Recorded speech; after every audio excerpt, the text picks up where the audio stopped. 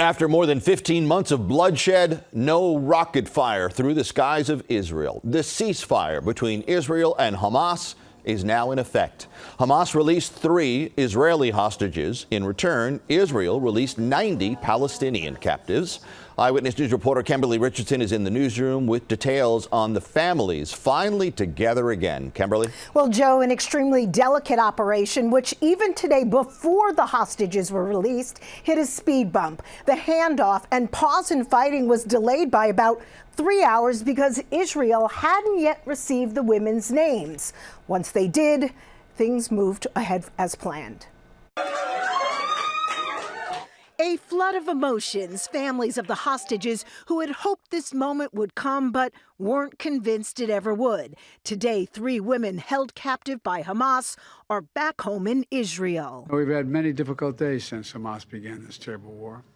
We've encountered roadblocks and setbacks, but we haven't given up. The women, who appear to be in good health, will now begin the long road to recovery. That will be a monumental task after being held underground in that elaborate network of tunnels in Gaza. Romy Gonen was at the music festival when armed militants stormed the event. The 24-year-old initially escaped, like others, hid in the bushes.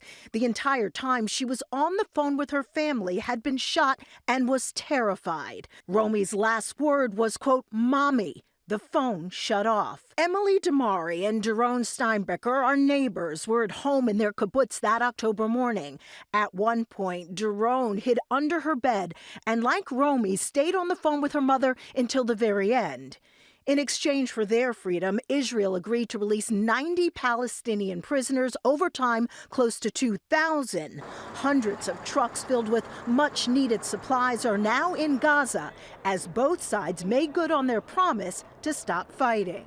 And after so much pain, destruction, loss of life, today the guns in Gaza have gone silent. You are not alone. Welcome home. In Central Park, the news was met with cautious optimism. This group has gathered in this spot since the beginning of the war. Over the next 6 weeks, Hamas is expected to release more hostages, a total of 33. The Bibas family is believed to be among them. 9-month-old Kafir is the youngest hostage. Even if they are not alive, at least they are in heaven together.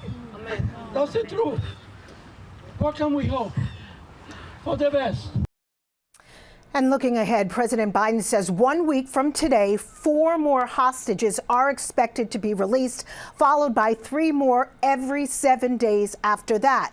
By the 16th day of the agreement, talks are expected to begin on phase 2, which includes the release of IDF soldiers and a permanent end of the war. We shall see. Joe. A long way to go, Kimberly. Thank you.